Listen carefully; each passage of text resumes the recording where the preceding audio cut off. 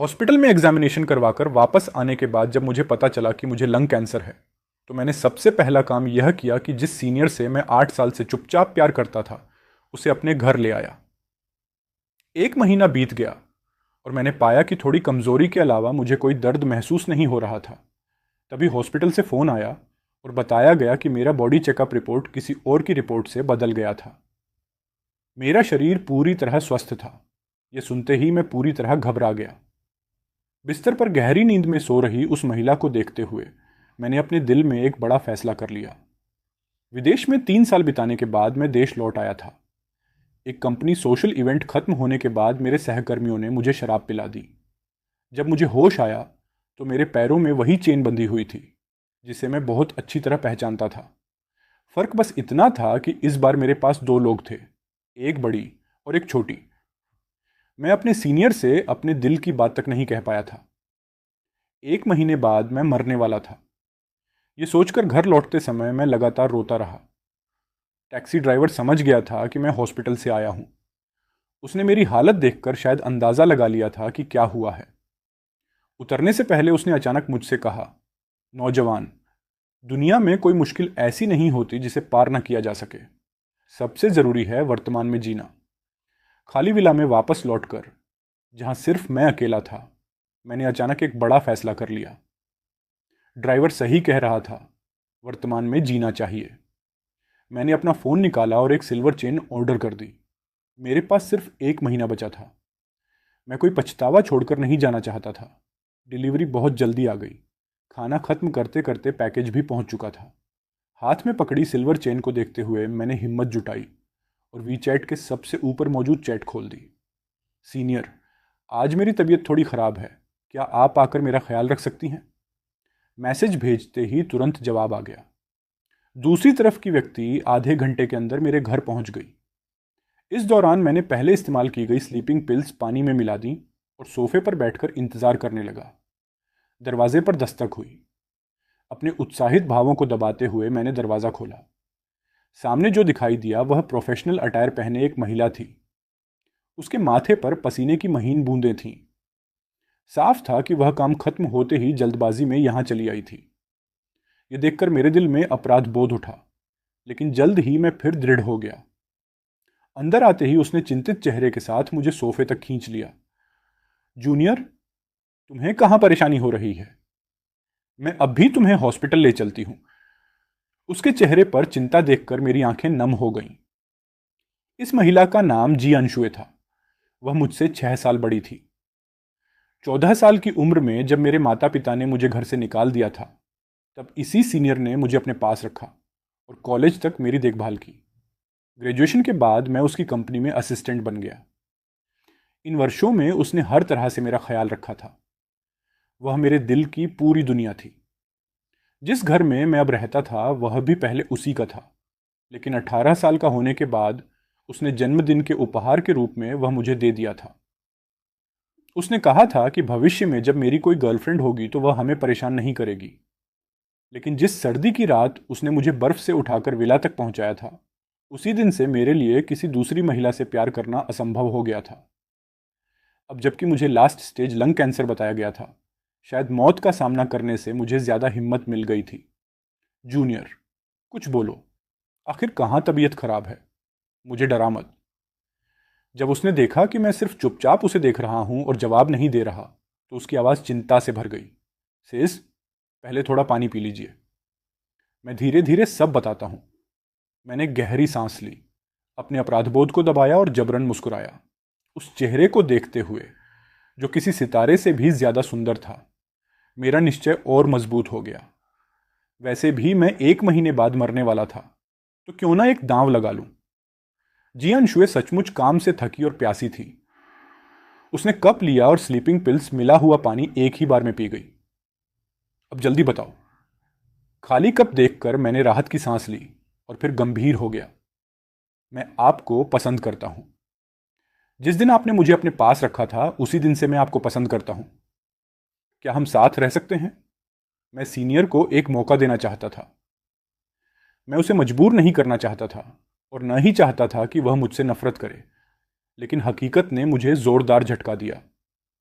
आनशुए मेरे अचानक किए गए इजहार को सुनकर पहले स्तब्ध रह गई, फिर उसके चेहरे पर गुस्सा भर गया। तुम्हें कोई बीमारी नहीं है, तुमने मुझसे झूठ बोला। इतना कहकर जी आनशुए ने अपना बैग उठाया और बिना पीछे देखे दरवाजे की ओर बढ़ गई। यह देखकर मेरी आंखों की चमक फीकी पड़ गई, दिल में कड़वाहट भर गई। तो आखिर मुझे ठुकरा ही दिया गया। लेकिन जैसे ही वह दरवाजे तक पहुंची, उसकी आंखों के आगे अंधेरा छा गया और वह पीछे की ओर गिरने लगी। मैं पहले से तैयार था और तुरंत उसे संभाल लिया। अपनी बाहों में सोई हुई महिला को देखकर मेरे भीतर का उत्साह काबू से बाहर हो गया। मैंने खरीदी हुई चेन निकाली और उसे उसके एंकल में बांध दिया। उसके बाद मैंने उसका फ़ोन खोला, उसकी सेक्रेटरी वाली चैट ढूंढी और टाइप किया, सेक्रेटरी, मुझे 1 महीने के लिए बिजनेस ट्रिप पर जाना है। इस दौरान मुझसे संपर्क मत करना। फिलहाल मैं कंपनी जूनियर के हवाले कर रही हूँ। महत्वपूर्ण डॉक्यूमेंट पहले मुझे इलेक्ट्रॉनिक रूप में भेज देना। मैं जूनियर से अपनी तरफ से साइन करवा दूंगी। सामने से बहुत जल्दी जवाब आया, ओके। जवाब देखकर मैं मुस्कुराया। सौभाग्य से ग्रेजुएशन के बाद मैं सीनियर का असिस्टेंट बन गया था, इसलिए कंपनी में बहुत से लोग हमारे रिश्ते के बारे में जानते थे। सेक्रेटरी को इस बात पर शक नहीं होता कि मैं उसकी तरफ से साइन करूंगा। मैंने थोड़ा सामान व्यवस्थित किया। सबसे ज़रूरी बात यह थी कि मैंने पेनकिलर्स साथ रख लिए। मुझे सच में दर्द से बहुत डर लगता है। बिस्तर पर गहरी नींद में सो रही महिला को देखते हुए मेरा दिल लगातार धड़क रहा था। मैं 8 साल से सीनियर को पसंद करता था। मैंने हमेशा उसे सिर्फ सीनियर के रूप में देखा था। आज आखिरकार मुझे उसके साथ एक ही बिस्तर पर सोने का मौका मिला था। रात के 11 बज चुके थे। मैंने अपना हाथ उसके चारों ओर रखा और धीरे धीरे सो गया। अगली सुबह जियानशुए धीरे धीरे जागी। जैसे ही उसने आंखें खोली और अपना माथा सहलाने की कोशिश की, उसे एहसास हुआ कि उसका शरीर किसी मजबूत बाहों की पकड़ में है। ऊपर देखकर उसने सामने मौजूद चेहरा देखा। मुझे देखते ही उसका चेहरा पहले पीला पड़ गया, फिर गुस्से से लाल हो उठा। उसने सोते हुए मुझे सीधे बिस्तर से नीचे लात मारकर गिरा दिया। बूफान, मुझे छोड़ दो।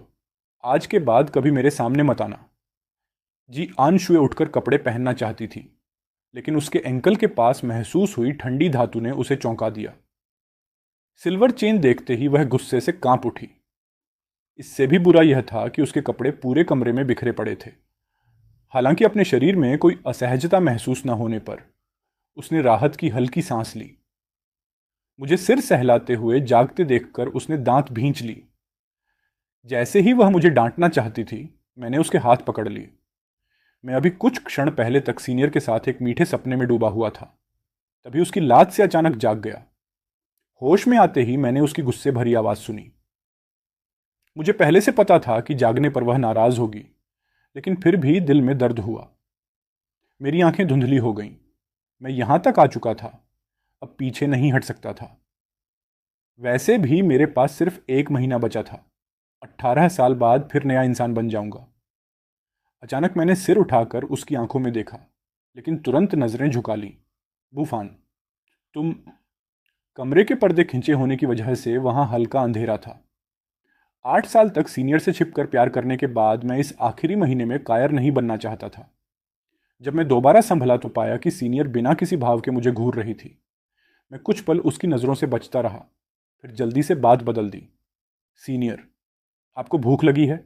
मैं आपके लिए कुछ खाने को बना देता हूँ।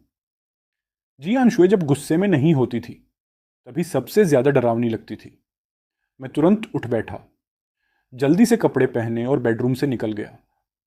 कमरे में जी अंशुए मेरी जाती हुई पीठ को जटिल भावों से देखती रही, फिर फर्श पर बिखरे कपड़ों की ओर देखा। उसके कान हल्के लाल हो गए और आखिर में उसने बेबस होकर एक लंबी सांस छोड़ी। उसने अलमारी से मेरी एक सफ़ेद शर्ट निकाली और वॉशरूम में चली गई। अच्छी बात यह थी कि मैंने जो चेन खरीदी थी वह इतनी लंबी थी कि वह पूरे विला में आराम से चल फिर सकती थी। ज़्यादा देर नहीं हुई थी कि मैं एक कटोरा पोरिज लेकर बेडरूम में लौट आया। तब तक जी अंशुए नहा चुकी थी और मेरी शर्ट पहने हुए थी। उसे उस रूप में देखकर मैं कुछ पल के लिए स्तब्ध रह गया। उसके लंबे काले बाल अभी भी गीले थे। पानी की बूंदें शर्ट के कॉलर को भिगोते हुए उसकी त्वचा से चिपकी हुई थीं। अगर ऐसे ही देखते रहे तो बिस्तर पर ही मर जाओगे। मेरी तेज होती सांसों को देखकर उसने ठंडे स्वर में कहा, मैं संकोच से मुस्कुराया, जल्दी से पोरिज उसके पास लाया और चम्मच से उसे खिलाने लगा। महिला ने बस मुझे घूरा और फिर चुपचाप मुंह खोल दिया। उसका विरोध न देखकर मेरा दिल खुशी से भर गया और मैं लगातार उसे पोरिज खिलाता रहा। जी अंशुए ने पिछली रात की किसी बात का जिक्र नहीं किया। गुफान, चेन खोल दो। कंपनी में बहुत सारे डॉक्यूमेंट मेरा इंतजार कर रहे हैं। क्या तुम सच में मुझे ऐसे ही बंद रखोगे? अगर मैं एक दिन भी ऑफिस नहीं गई तो कोई ना कोई पुलिस को कॉल कर देगा। यह गैर कानूनी है। उसकी धमकियों से बेपरवाह मैं सिर्फ मुस्कुराया। नहीं, कंपनी की चिंता मत कीजिए। मैंने सेक्रेटरी से आपकी छुट्टी मंजूर करवा ली है। उन डॉक्यूमेंट्स को मैं संभाल लूंगा। मैंने उसे उसके फ़ोन में मौजूद चैट रिकॉर्ड दिखाया और फिर फ़ोन वापस रख दिया। उसे किसी भी कम्युनिकेशन डिवाइस तक पहुंचने का मौका नहीं दिया। यह देखकर कि मैंने सब कुछ पहले ही व्यवस्थित कर दिया था, आंशुए ने गुस्से से मुझे घूरा। वह इस समय बेहद नाराज़ थी। उसे पछतावा हो रहा था कि उसने कंपनी में मुझे इतनी ज़्यादा अथॉरिटी दे रखी थी, जिसकी वजह से आज मैं उस पर भारी पड़ गया था। अगली सुबह मैंने तैयार किया हुआ खाना उसके बिस्तर के पास रख दिया। सीनियर का पीला चेहरा देखकर मेरे दिल में पछतावे की एक लहर उठी। यह सब मेरी गलती थी। शायद वह अब मुझसे नफरत करती होगी। लेकिन पिछली रात की बात याद आते ही, जब उसने सच में मुझे पूरी तरह ठुकराया नहीं था, मेरे चेहरे पर फिर एक मुस्कान आ गई। शायद सीनियर को मुझसे इतनी आपत्ति भी नहीं थी। मैंने कमरा थोड़ा व्यवस्थित किया। जी आंशुए बिस्तर पर बैठी मुझे कंपनी के लिए निकलते हुए देख रही थी। उसकी आंखों में जटिल भावनाएं भरी हुई थीं। कंपनी पहुंचने के बाद एक दिन की छुट्टी लेने के पश्चात आखिरकार आधिकारिक रूप से काम शुरू करने का समय आ गया। इस एक महीने के दौरान मैं पूरी कोशिश कर रहा था कि सीनियर के लिए काम से जुड़ी कोई परेशानी न छोड़ूं। पूरे दिन मैं प्रेसिडेंट ऑफिस में बैठकर डॉक्यूमेंट्स संशोधित करता रहा। कुछ महत्वपूर्ण डॉक्यूमेंट्स मैं घर भी ले आया। उसी शाम बेडरूम में आंशु ने हाथ में मौजूद डॉक्यूमेंट्स को देखा और अनायास हंस पड़ी। पिछली रात वह लड़का किसी बैल की तरह था। उसका पूरा शरीर अब तक दर्द कर रहा था। मुश्किल से थोड़ी रिकवरी हुई थी और अब वह उससे काम भी करवा रहा था। महिला के चेहरे पर मुस्कान देखकर मुझे थोड़ा अपराध बोध हुआ। उसने मुझे घूर कर कहा, क्या देख रहे हो? जल्दी से साइन करो और अपना फ़ोन लेने के बारे में सोचना भी मत, नहीं तो मैं पक्का कर दूंगी कि तुम कल बिस्तर से उठ ही ना सको। मेरी बात सुनकर महिला स्पष्ट रूप से घबरा गई। पेन उठाते समय उसके हाथ हल्के कांप रहे थे। मौका देखकर मैं जल्दी से नीचे खाना बनाने चला गया। ऐसी ही जिंदगी लगभग पूरे महीने चलती रही। दिन में मैं सीनियर की ओर से कंपनी के मामलों को संभालता और रात में महत्वपूर्ण डॉक्यूमेंट्स उसकी समीक्षा के लिए घर ले आता। आधे महीने से भी ज़्यादा समय साथ बिताने के बाद मैंने महसूस किया कि सीनियर अब भागने की कोशिश नहीं कर रही थी। हर बार जब मैं घर लौटता तो उसे बालकनी के पास किताब लेकर शांत बैठा पाता, लेकिन वह हमेशा वही डीली सी बड़ी शर्ट पहने रहती थी। मैं इन दिनों को बेहद संजोकर जी रहा था, क्योंकि मुझे पता था कि सिर्फ एक हफ्ते से थोड़ा अधिक समय बाद मैं मर जाऊंगा। ये सोचकर मेरी आंखों में अकेलापन आ जाता, लेकिन जल्द ही वही अकेलापन मुझे और दृढ़ बना देता। शुक्र था कि इस दौरान मैं लगातार पेनकिलर्स ले रहा था और मुझे कोई दर्द महसूस नहीं हो रहा था। कम से कम मरने से पहले मुझे तकलीफ नहीं सहनी पड़ेगी। बस एक चीज़ मुझे परेशान कर रही थी। मेरा शरीर दिन ब दिन कमज़ोर होता जा रहा था और मेरा वज़न भी काफ़ी कम हो गया था। उस रात जब हम बिस्तर पर लेटे थे, जियान अशुए के चेहरे पर बेबसी और झुंझलाहट दोनों थी। तुम मुझे और कितने समय तक बंद रखोगे? एक हफ्ते बाद तुम्हें जाने दूंगा। फिर इन आखिरी दिनों में क्या तुम्हें डर है कि मेरा शरीर साथ नहीं देगा? किसने कहा कि मैं नहीं कर सकता? कोई आदमी खुद नहीं कहता कि वह नहीं कर सकता, और मेरी कमजोरी का कारण लंग कैंसर है। इस महिला ने सच में कह दिया कि मैं नहीं कर सकता। समय तेजी से बीतता गया। एक महीने की समय सीमा में सिर्फ 3 दिन बचे थे। हेलो, क्या आप मिस्टर गू हैं? हॉस्पिटल का कॉल देखकर मुझे लगा कि वे फिर से इलाज के लिए मनाने वाले हैं, लेकिन अब सिर्फ 3 दिन बचे थे। इलाज का कोई मतलब नहीं था। मुझे समझाने की कोशिश मत कीजिए। मैं इलाज नहीं करवाऊंगा। मैं कॉल काटने ही वाला था कि दूसरी तरफ से आवाज़ आई, आप गलत समझ रहे हैं। गलती हमारी थी। आपकी टेस्ट रिपोर्ट किसी और मरीज की रिपोर्ट से बदल गई थी। आप पूरी तरह स्वस्थ हैं। वह दूसरा मरीज जिसकी रिपोर्ट आपके साथ बदल गई थी, आज सुबह 6 बजे गुजर गया। हमें बेहद खेद है। उसके बाद की बात मैं सुन ही नहीं पाया। मेरी आंखें फैल गईं। पूरी तरह स्वस्थ ये शब्द मेरे कानों में गूंजने लगे। मैं बीमार नहीं था, मैं मरने वाला नहीं था। लेकिन अगर मैं बीमार नहीं था तो फिर मैं इतना कमज़ोर और थका हुआ क्यों महसूस कर रहा था? काम छोड़कर मैं तुरंत हॉस्पिटल भागा। इस समय मुझे अपनी सेहत पहले से कहीं ज़्यादा कीमती लग रही थी। मिस्टर गो, आपके बताए गए लक्षणों के अनुसार आपकी कमजोरी और स्टेमिना में कमी का कारण अत्यधिक शारीरिक थकान और लंबे समय तक बड़ी मात्रा में पेन किलर्स लेना है। घर जाइए, कुछ विटामिन लीजिए और 1 महीने आराम कीजिए। आप पूरी तरह ठीक हो जाएंगे। हमारी गलती से आपको जो मानसिक तनाव हुआ उसके लिए हॉस्पिटल की ओर से मैं क्षमा चाहता हूँ। मैं बीमार नहीं था, एक बार फिर हॉस्पिटल के बाहर खड़ा था, लेकिन इस बार मेरे दिल में अपार खुशी थी। मगर वह खुशी जल्दी ही डर में बदल गई। अगर मैं बीमार नहीं था तो 3 दिन बाद सीनियर को आज़ाद करने पर मैं जेल चला जाऊंगा। नहीं, मैं अब भी जवान था। मेरा भविष्य उज्जवल था। मैं अपनी पूरी जिंदगी जेल में नहीं बिता सकता था। क्या मुझे वापस जाकर माफ़ी मांग लेनी चाहिए? नहीं, वह स्वीकार नहीं करेगी। क्या मुझे उसे पूरी सच्चाई बता देनी चाहिए? नहीं, वह सोचेगी कि मैं जेल से बचने के लिए बहाने बना रहा हूं। मेरा दिमाग लगातार घूमता रहा। आखिर सिर्फ 3 दिनों में मैं सीनियर की माफ़ी कैसे हासिल करूं? तभी एक टैक्सी के हॉर्न ने मुझे वास्तविकता में वापस ला दिया। संयोग से वही ड्राइवर था जो पिछली बार मिला था। उसने मुझे तुरंत पहचान लिया। अरे नौजवान, फिर तुम? इस बार तो काफ़ी अच्छे लग रहे हो। बुरा नहीं हूं अंकल। वैसे एक बात पूछ सकता हूं? अगर किसी ने किसी महत्वपूर्ण व्यक्ति को बहुत नाराज कर दिया हो, वह उसे माफ़ करने को तैयार ना हो और उसे जेल जाने का डर हो, तो उसे क्या करना चाहिए? ड्राइवर को देखकर मेरे भीतर उम्मीद की एक हल्की किरण जाग उठी। 1 महीने पहले इसी ड्राइवर ने मुझे ऐसी सीख दी थी जिसकी वजह से मैं सीनियर को पा सका था। अब मुझे उम्मीद थी कि वह मुझे फिर कोई सलाह देगा।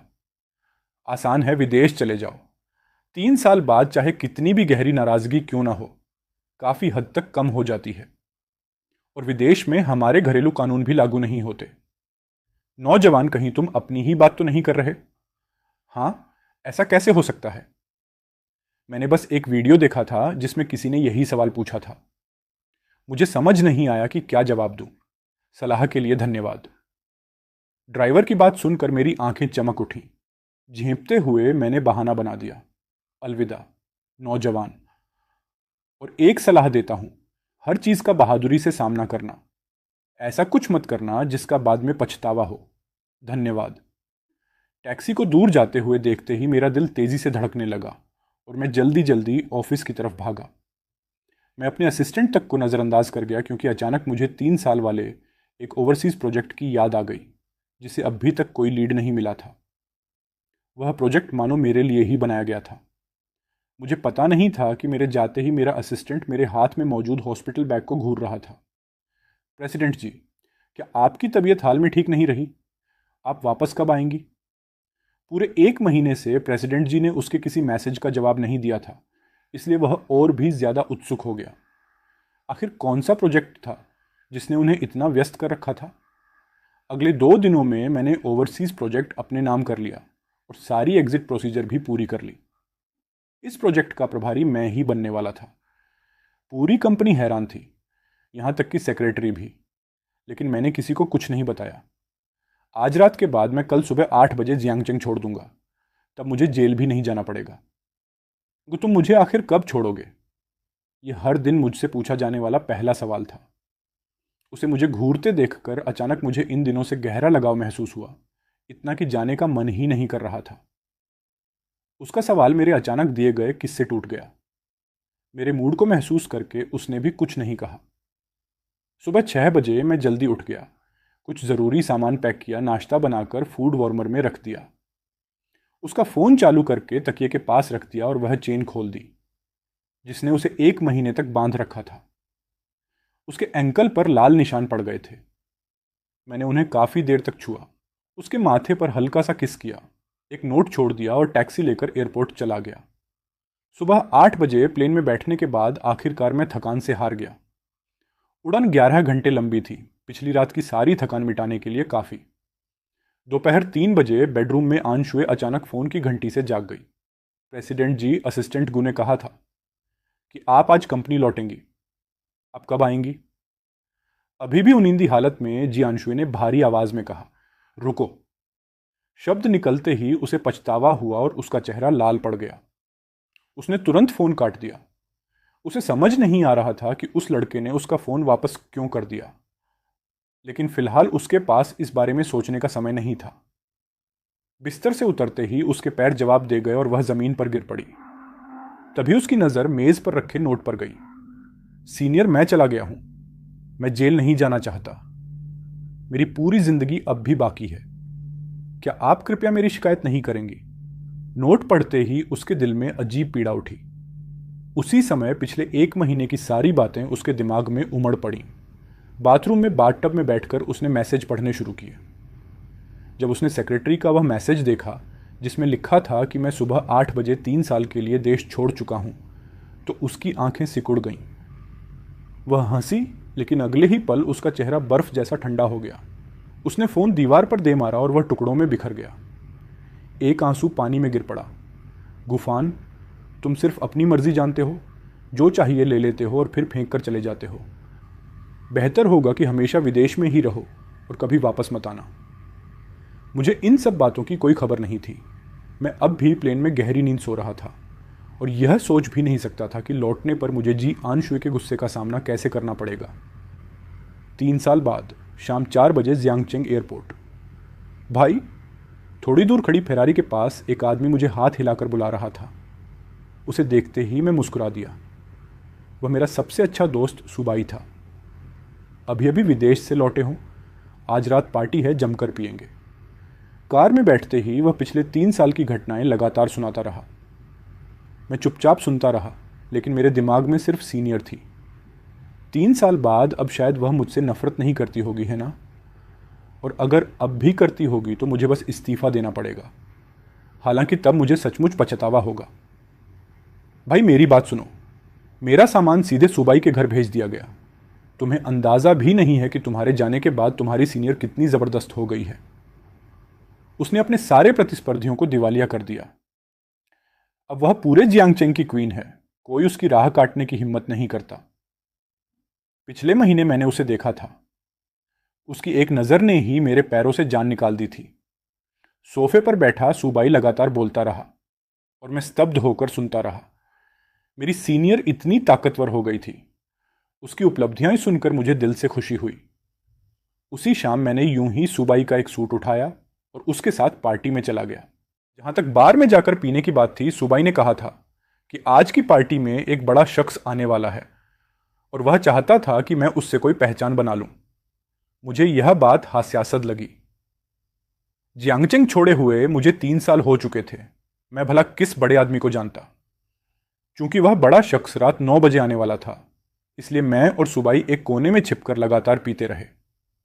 वॉशरूम से निकलकर जब मैं हाथ धो रहा था, तभी मेरे पीछे एक आकृति आकर रुकी।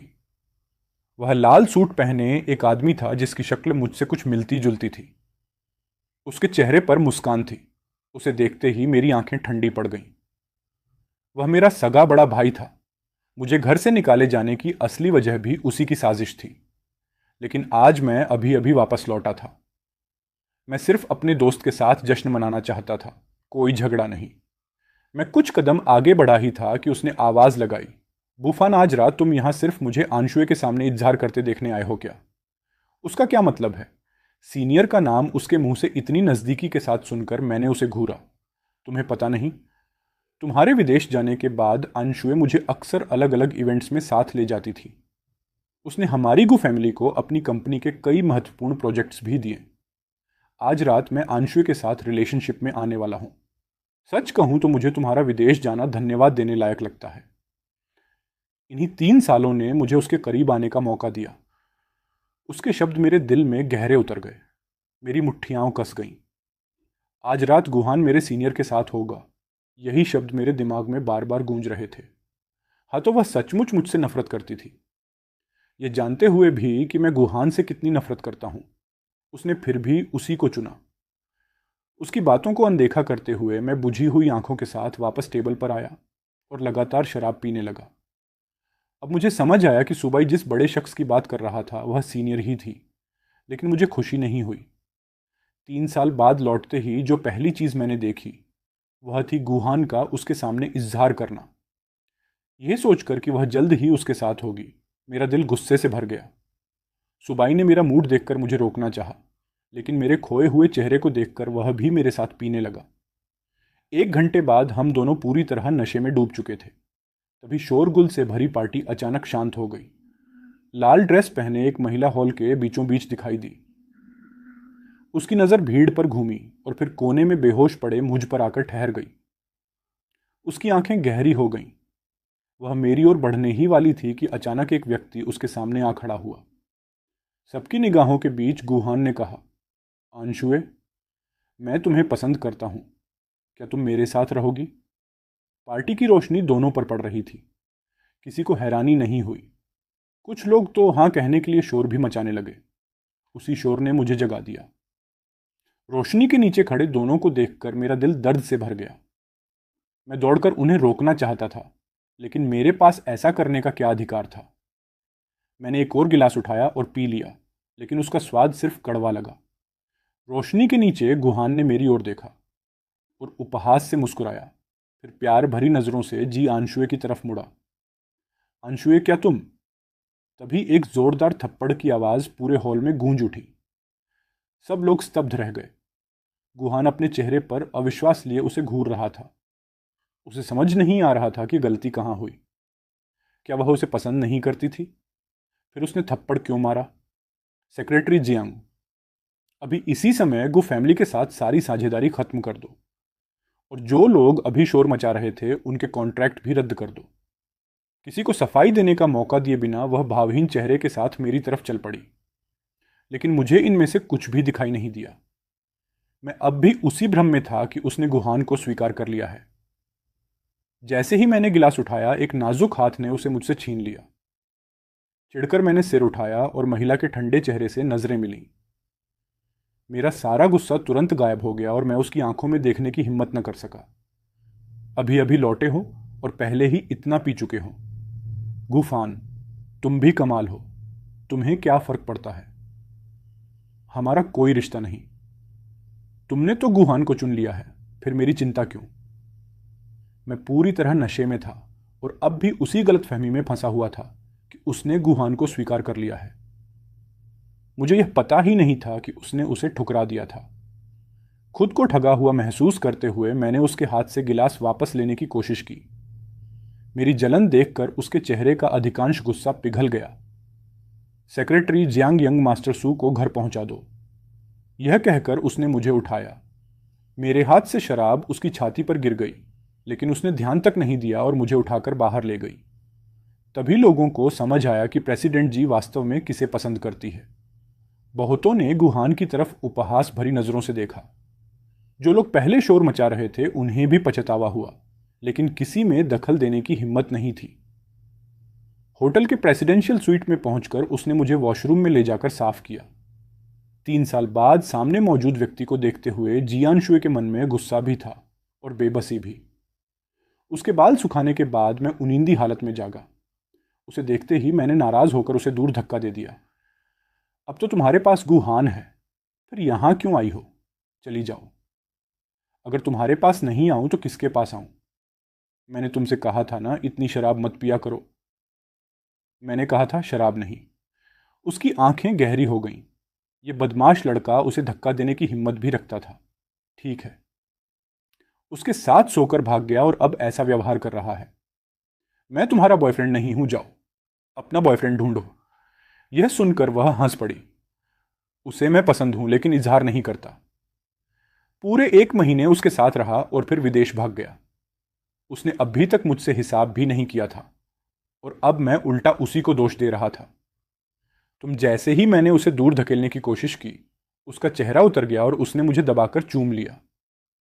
इसी दौरान दूसरे होटल स्वीट में मेरा भाई सुबाई भी एक महिला के सामने ज्यादा देर टिक नहीं पाया और जल्दी ही हार मान गया। अगली सुबह अलार्म की आवाज से मेरी नींद खुली। मेरा पूरा शरीर दर्द कर रहा था। मुझे तुरंत समझ आ गया कि रात किसी ने मेरे साथ बिस्तर साझा किया था। तो पिछली रात सपना नहीं थी। मेज पर एक सूट और सीनियर का छोड़ा हुआ नोट रखा था। उसे देखकर मैंने राहत की सांस ली। कम से कम कोई अजनबी तो नहीं था। मैं जल्दी जल्दी कपड़े पहनकर तैयार हो गया। आज कंपनी में मेरी वापसी का पहला दिन था। पिछली रात के बाद मुझे यकीन हो गया था कि वह अब मुझसे नफरत नहीं करती। खुश होकर मैंने टैक्सी ली। 3 साल बाद मैंने उसे अपनी वीएक्स ब्लॉक लिस्ट से बाहर निकाला। तभी मेरे दोस्त का एक मैसेज देखकर मैं चौंक गया। फान, तुम्हें मेरी मदद करनी होगी। कल रात तुम्हारी सीनियर की सेक्रेटरी जियांग मेरे साथ थी।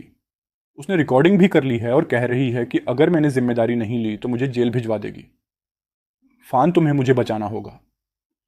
मेरा मुंह अनायास फड़क उठा। मुझे इससे ज्यादा हैरानी इस बात पर हुई कि वह सुबाई को पसंद करती थी, लेकिन मैं उसकी मदद नहीं कर सकता था। सुबाई, शायद तुम्हें उसकी बात मान लेनी चाहिए।